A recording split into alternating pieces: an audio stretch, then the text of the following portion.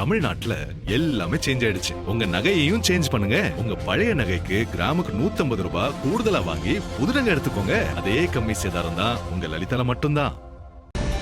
15 மாவட்டங்களில் தமிழகத்தில் வெப்ப அலை வீசும் என்று வானிலை ஆய்வு மையம் எச்சரிக்கை விடுத்திருக்கிறது. ஏற்கனவே வெயில் சுட்டரித்துக் கொண்டிருக்கும் சூழலில் 15 மாவட்டங்களில் வெப்ப அலை என்று சொல்லப்பட்டிருக்கிறது. மதுரையில் வெப்ப அலை நீடிக்கும் என்று வானிலை ஆய்வு மையம் தெரிவித்திருக்கிறது. மேலும் திண்டுக்கல், விருதுநகர், ராணிப்பேட்டை, வேலூர், திருப்பத்தூர் ஆகிய இடங்களிலும் வெப்ப அலை வீசும்.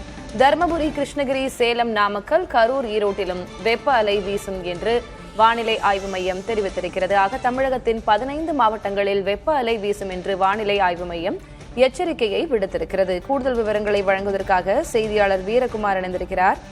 வெப்ப அலை எவ்வளவு நாளைக்கு நீடிக்கும் அப்படின்னு வானிலை ஆய்வு மையம் தெரிவித்திருக்கிறார்கள் வீரகுமார். மேலும் பொதுமக்கள் எப்படியெல்லாம் பாதுகாப்பு முன்னேற்பாடு நடவடிக்கைகளை எடுக்க வேண்டும் என்று சொல்லப்பட்டிருக்கிறது.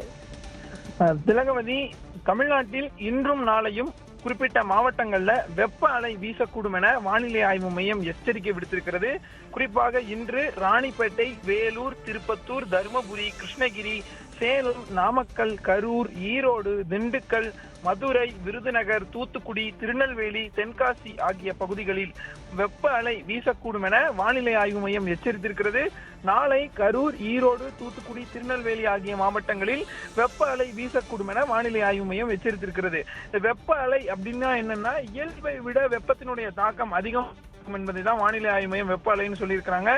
நம்ம தொடர்ந்து பார்க்கலாம் வீரகுமார். உங்களுடைய தற்போதைய விவரங்களுக்கு நன்றி. தமிழ்நாட்டுல எல்லாமே சேஞ்ச் ஆயிடுச்சு. உங்க நகையையும் சேஞ்ச் பண்ணுங்க. உங்க பழைய நகைக்கு கிராமுக்கு 150 ரூபாய் கூடுதலா வாங்கி புது நகை எடுத்துக்கோங்க. அதே கம்மி சேதாரம் தான் உங்க லலிதால மட்டும்தான்.